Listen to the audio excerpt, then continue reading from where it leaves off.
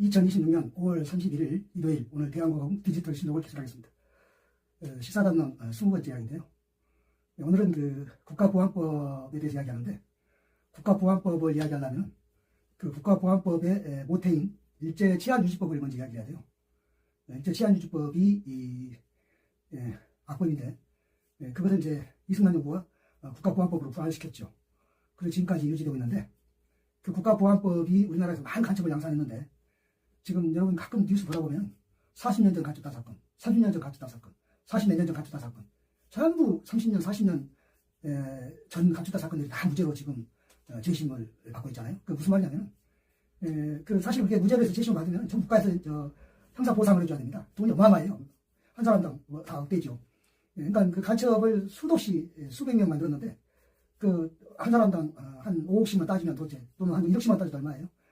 그건 이제 돈 문제고, 중요한 거는 그 사람들의 인권, 그리고 그렇게 말도 안 되는 악법으로 우리 공화국 역사 80년을 해왔다는 것이 얼마나 손실이겠습니까? 일제치안유지법을 또 말하자면 일제 메이지 천황, 다이쇼 천황, 그 다음에 히로히토 천황에 대해서 이야기해야 되는데, 그 전에 지금 지방선거 국면이니까 마침 평택 선거구, 보궐선거구에서, 평택을 보궐선거구에서 김용남하고 조국하고 민주당 적자 논쟁하는 것을 봤어요. 그러니까 이제 김용남 후보가 무슨 대북 업체를 운営했다, 법인이니까 이제 차명으로 했다, 그러니까 대표 주주인데, 물론 법인 대표는 동생인지 누구 다른 사람인데 지배 주주가 본인이기 때문에 그 이제 차명이라 말은 적당한 말은 아닌데, 어떻든 법적으로 문제 없죠. 왜냐하면 법인은 대표 주주가 꼭 대표할 법은 없으니까, 그 지배주주가. 그러니까 지배주주는 김용남인데, 법인 대표는 이제 다른 사람이니까, 그건 아무 문제가 없거든요, 법적으로.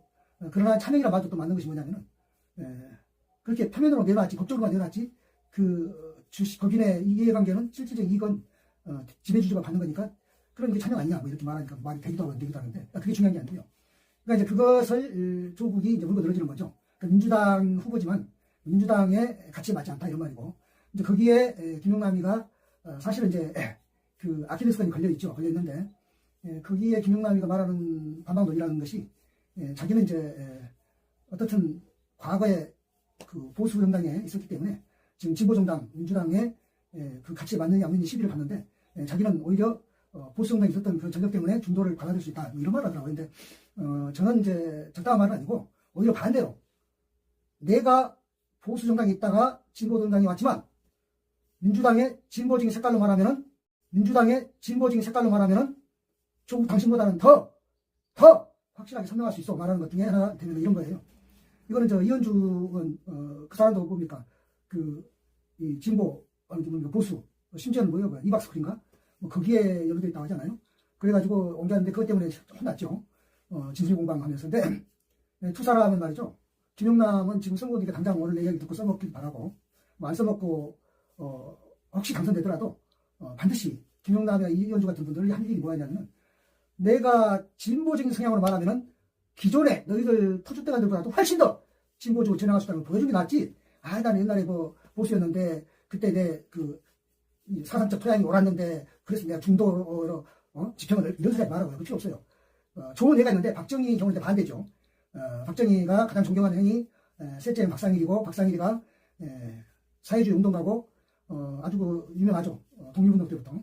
그 박상일이가 계속 수배된 법이 치안유지법 위반이고, 그리고 박상일이는 1946년 10월 1일, 그러니까 해방 이듬해 대구폭동 주모자리에서 총살됐죠. 사살됐어요. 전사했죠. 그러니까 혁명폭동 일으키다 전사했는데, 박정희가 가장 존경하는 형이에요. 실제로 또 박정희 형 중에서 가장 지식인이죠. 다른 형들이 그야말로 농가짓는 사람이고, 박상일이가 지식인이기 때문에 박정희가 가장 존경했는데, 박상일이 친구 중에서는 이제 함태성이라든가 이런 게 있는데, 전부 다 이제 박정희가 존경하는 선배들이죠. 그래서 박정희도 당연히 이제 자익사상을 가지고 있었고, 그래서 제주 4.3 때 토벌군으로 파견됐는데, 여수 순천에서 항명해가지고, 그것은 이제 기존에는 무슨 보수 정권이 여수 반란은 아니고 항명됐죠. 왜냐하면 자국민에게 총칼을 댈 수 없다, 토벌로 명목으로. 그리고 제주 4.3이 나름대로 분단 반대, 통일된 나라, 이걸 말했기 때문에 그것을 토벌할 명분이 없다. 그리고 자국민에게 총칼을 댈 수 없다. 이렇게 해서 예순 항명 사건이 생겼는데 그때 당연히 박정희 그도 이제 말하자면 빨갱이니까 죽을 일기에 처했죠. 거기서 이제 백선엽이라든지 그다음에 김창룡 특무대장 그가 이제 이 박정희를 살렸죠. 살렸는데 살려서 뭐 바로 직위에 포기할 수는 없고 그냥 문간으로 있다가 이제 6.25가 터진 바람에 그것을 이제 신문 세탁이 된 거죠. 물론 전향하면서 박정희는 많은 그 동료들을 고자질했다고 해요. 그래야 이제 그 전향 뭡니까 그 진정성이 먹히는 거니까. 그래서 본인이 그 살기 위해서 많은 동료들을 고에 바치고 살아서 그 이제 6.25 때 다시 이제 복귀를 했는데 그렇다고 해서 박정희에게 금방 무슨 신임장이 주어진 건 아니고 그래서 계속 어떻게 보면 한직으로 쭉 이렇게 돌다가 61년 5.16 군사 쿠데타로 집권했고 집권했는데 또 김일성이가 그 북에 올라간 한태성 그러니까 박정희 선배 아니에요? 박정희 선배 아니에요? 박사님 그 셋째 친구들 한태성이를 김일성이 난파를 했어요. 그때 한태성이 북한에서 무슨 장관님하고 있었는데 그래가지고 박정희를 만나러 왔어요. 한태성이가. 근데 박정희는 지금 군사 쿠데타를 일으켜가지고 겨우 미국으로부터 의심을 벗었어요. 처음에는 미국이 의심했거든요. 왜냐하면 전력이 빨갱이니까. 그런데 이제 많은 사람들이 그때 박정희가 빨갱이였긴 했지만 전력이 확실하게 전향했다고 보증선 것이 뭐냐면은 서북청년단의 후신인 이 뭡니까 대한청년단. 그게 뭐냐면요. 그 한기총이라고 한국기독교 총연합회 명동에 그 영락교회 목사 한경진 목사 있죠. 서북청년단으로 내려왔던 그리고서 이제 그 영락교회를 명동에다가 세워가지고 그 담임 목사를 했는데 한경진 목사가 대표로 했던 한국기독교 총연합회 나중에 그랬고 처음에 그때 대한청년단인데 그 멤버들이 미국 측에다가 보증을 쓴 거예요. 박정희는 결단코 빨갱이가 아니다. 과거의 빨갱이가 아니다 해가지고 그래서 5.16이 쉽게 말하면 미국으로부터 말하자면 이제 의심을 벗은 거죠. 그래서 가까스로 이제 쿠데타가 성공한 건데 그때는 나중에 이제 그 한국기독교 총연합회라고 해서 그 박정희 정권이 굉장히 지원했고 그리고 그때부터 조찬기도회라는 게 생겼어요. 조찬기도회 역사 길죠. 윤석열 때까지 있었으니까. 그 다음에 이제 그런데 이제 한태성이가 내려왔으니까 김일성이가 한태성이한테 친서를 보낼 때는 김일성이 잘 알잖아요. 박정희가 어떤 사람이라는 거를. 그래서 우리 잘해보자 남북 간만에 그런 친서를 가지고 내려왔는데 그 박정희가 지금 아까 말했지만 그럴 수가 없잖아요. 지금 미국으로부터 가수로 승인을 받아놓은 마당인데 여기서 한태성이를 만났다는 것이 들키면 안 들킬 수 있나요? 한태성이는 미국의 정보기관에 다 그 체크를 받고 있으니까. 그러니까는 박정희가 안 만나고 그 대신에 이제 누가 만났냐면 김종필이 만났죠. 김종필은 누구냐면 아까 박정희 셋째 형 박상일의 사위가 김종필이에요. 그러니까 그 박정희의 셋째 형님 박상희 아버지가 박상희가 말하자면 이제 박정희한테 셋째 형인데 그 박상희의 그 지금 뭡니까 딸이 누구냐면 김종필 부인이에요. 그러니까 김종필 부인은 박정희한테 박정희가 작은아버지죠. 친정 작은아버지. 그 이제 김종필과 김종필 조카 사이 아닙니까 박정희. 그러니까 김종필과 한태성이를 만났어요. 대신 왜냐하면 박정희는 당연히 쿠데타 주역이니까 만날 수가 없고 원래 만나가지고 어떻게 했냐면은 이제 그냥 바로 구속시켰죠. 그러다 바로 총살 뭔가 사형시켜버렸는데 그러고도 박정희의 그 빨갱이의 그 의심은 계속 꼬리뼈처럼 붙어다녔어요. 언제까지? 선거할 때까지. 쿠데타 2년 후에 선거했을 때 윤보선하고 박정희가 붙었는데 윤보선이 박정희의 빨갱이 전력을 이야기한 거예요. 그러면은 그 박정희가 2년 동안 이미 그 5.16 쿠데타로 군사 분정을 했었는데 그리고 민정을 이제 돌아와서 이제 역시 공화당이라는 보수 정당을 만들어가지고 출마했는데 그가 빨갱이 전력을 실은 거예요. 그러니까는 그때만 해도 색깔론이 잘 먹힐 때 왜냐면 6.25가 일어난 지 한 10 몇 년밖에 안 됐으니까 지금도 지금은 안 먹히지만 그때까지도 먹히는 생각이 그때 얼마나 먹히겠어요. 그런데 그거를 윤보선이가 색깔론 했지만 왜 윤보선이 색깔론이 안 통했냐면 반면에 이제 윤보선이는 지주 아들이고 귀족 출신이고 박정희는 농부의 아들이거든요. 그러니까 박정희는 이제 거기서 도저히 색깔로 가지고 뭐 색깔이 나는 옳다 그러니까 말해봐야 안 통하니까 원래 색깔이 그런 거 아니에요? 아유 뭐 노무현도 색깔론이면 빨갱이고 김대중도 빨갱이 노조가 있으니까 실제로 박정희는 빨갱이였던 적이 있으니까 더 안 되겠죠. 그러니까 박정희 대통령은 귀족 대 농민으로 싸움을 한 거예요. 그래서 이제 그때는 전라도고 경상도고 이제 농촌이니까 농촌이 똘똘 뭉쳐가지고 박정희가 당선됐는데 얼마 표로 당선되냐면 15만 표 차이로 당선됐어요. 간발의 차이로. 지금까지 대통령선거에서 가장 적은 숫자 첫수로. 비율대로 좀 되겠죠. 비율대로는 아마 가장 적은 비율이 윤석열과 이재명 비율이 아닐까 싶은데 근데 박정희하고 윤보선 비율은 잘 모르겠고 절대 숫자 첫수로는 15만 표니까 왜냐하면 윤보선하고 윤석열하고 이재명 표차는 한 20몇만 표 되죠. 그러니까 그렇게 해서 박정희는 어떻게 보면은 국가보안법으로 엄청난 간첩들을 만들어낸 것이 오히려 자기가 좌에서 우로 전향의 땅을 보였던 것 때문에. 그래서 지금은 이제 누가 박정희를 말할 때 뭐 빨갱이 전략을 말해봐야 그 말바도 안 쓰고 박정희 이제 보수 중에 보수, 그야말로 우익 중에 우익 이렇게 보는 거죠. 그러니까 이현주라든가 그 김영남 후보가 당선됐더라도 그 저장하는 표로 국가보안법 찬반 같은 그런 획기적인 말을 해야 될 거예요. 왜냐하면 국가보안법 실제로 우리나라 진보 보수 이익이 별로 중요하지 않아요. 괜히 그게 보수들이 뭐 자기들 이익이나 되는 것처럼 묻고 있는 거죠. 그 국가보안법의 전신이 일제 치안유지법인데요. 이게 언제 생겼냐면 우선 일제 천황들 3명을 제가 설명을 할게요. 메이지 천황은 우리나라 고종하고 동갑입니다. 그러니까 메이지의 천황의 집권기간이 고종의 집권기간하고 많이 겹쳐요. 왜냐면 동갑이니까. 그 다음 이제 메이지 아들이 다이쇼인데 다이쇼하고 역시 우리나라 이제 그 순종하고 이 집권기간이 겹쳐요. 아까 메이지하고 고종은 나이가 동갑이고 다이쇼하고 순종은 죽은 해가 같은 해 죽었어요. 1926년에 죽었어요. 그러니까는 비슷한 또래인데 같은 해 죽었고 메이지하고 고종은 동갑인데 비슷한 때 집권했고 그래서 고종 부자 메이지 부자 집권 기간이 합하면 똑같은 거죠. 그렇게 하고 그 다음에 이제 메이지가 죽고 나서 메이지 아들이 이제 히로히토인데 히로히토는 이제 우리가 너무나 유명한 전범. 그러니까 1926년에 다이쇼가 죽고 히로히토가 즉위했는데 히로히토가 언제까지 했냐면은 노태우 첫해 그러니까 전두환까지 히로히토가 있어요. 1920년 우리로 순종이 죽고 일본으로는 다이쇼가 죽는 해부터 시작했으니까 1920년부터 그러니까 1989년까지니까 1980년까지 해도 언론계산 60년, 60만 몇 년 했네요. 무지하게 길게 했죠, 히로히토가. 그러니까 히로히토는 우리가 일본 천황하면은 메이지는 무슨 메이지 유신 때문에 기억하는 건데 됐고 히로히토가 어떻게 보면 천황의 대명사이기도 하거든요. 왜냐하면 히로히토는 그 전두환 때도 노태우는 첫 해니까 냅두고 그 다음에 전두환 전에 뭐 박정희라든가 이승만 또는 무슨 뭐 그 전에 이제 일제 말 전부 다 히로히토가 천황이니까 그러니까 히로히토는 그 2차 대전 전범이기도 하고 그 다음에 그 메가드 옆에서 키 조만해 가지고 서 있어가지고 사진 찍은 거 그 메가드가 자기 가오다 시하려고 찍어놓은 사진인데 거기서 신이 인간으로 됐다라는 그런 거 그 다음에 뭐 원자탄 2개 맞고 항복한 거 이거 다 히로히토가 주인공이거든요. 그건 됐고 근데 이제 메이지는 메이지 유신으로 유명하고요. 다이쇼는 뭘로 유명하냐면 민주주의로 유명해요.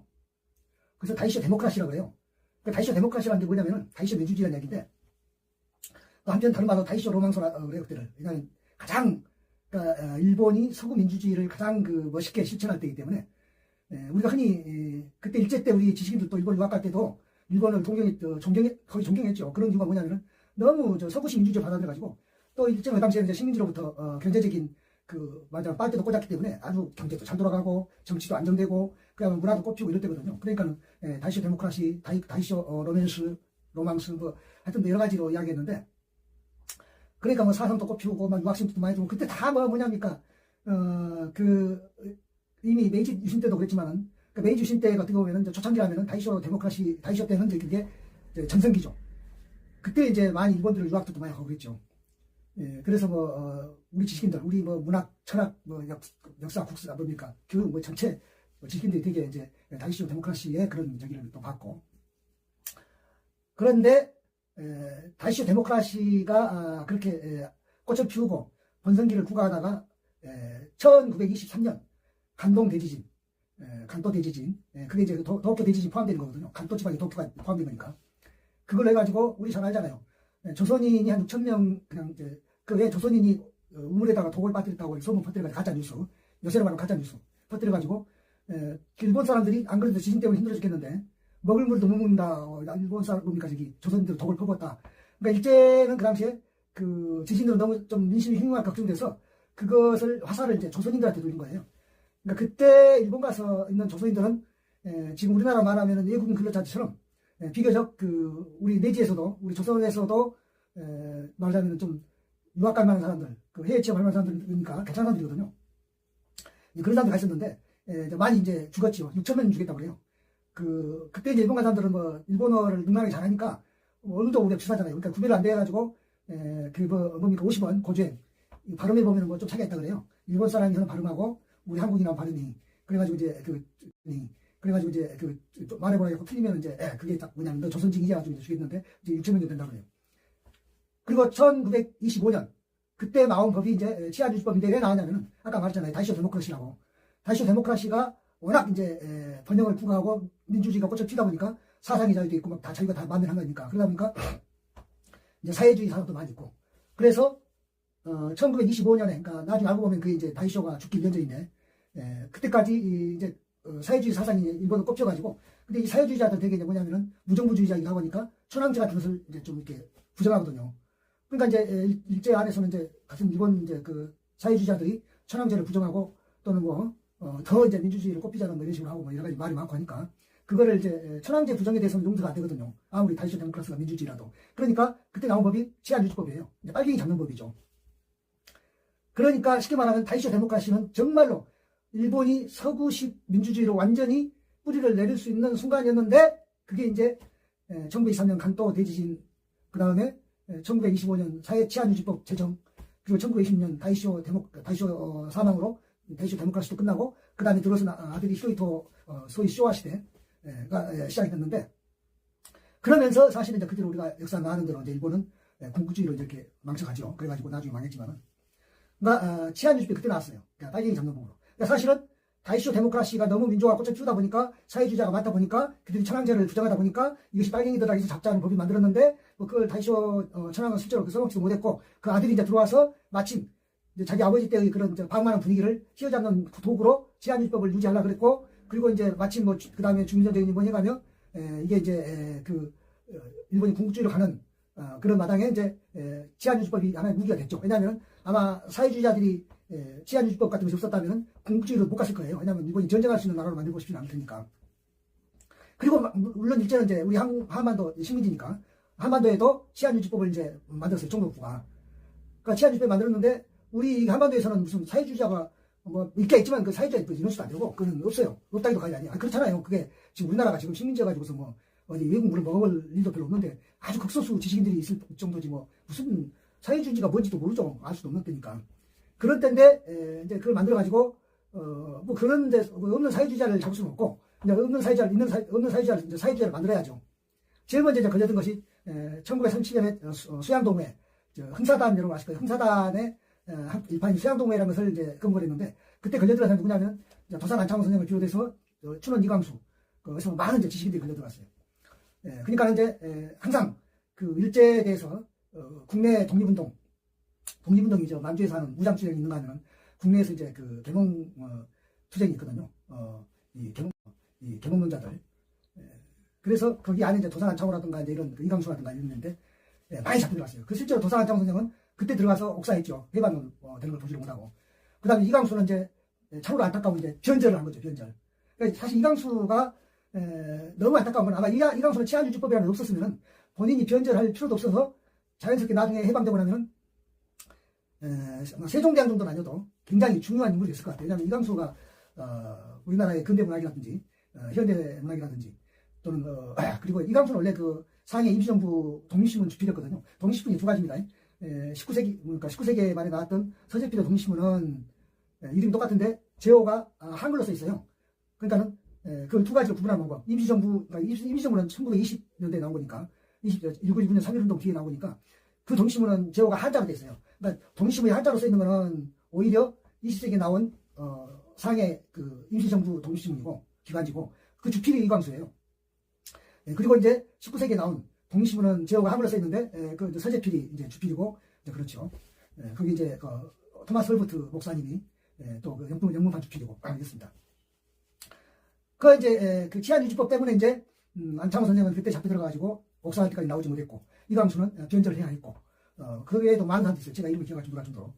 그걸로 끝나지 않았어요. 다시 1942년에 조선해학교 사건이라는 것이 있었는데 그때는 한 40년 정도 잡혀갔어요. 그 안에 누구 누구냐면은 그 우리 국어학자들 최현배 선생이라든가 많은 국어학자들이 다 잡혀갔는데 그 사람들이 1945년에 해방되고 났을 때 서대문 연구소에서 나올 때요. 그 함흥연구소에 있었거든요. 지금 북한 땅. 그 함흥연구소에도 많이 같이 있었는데 나올 때 어떻게 나왔냐면은 들것에 실려 나오고 뭐 그냥 이랬어요.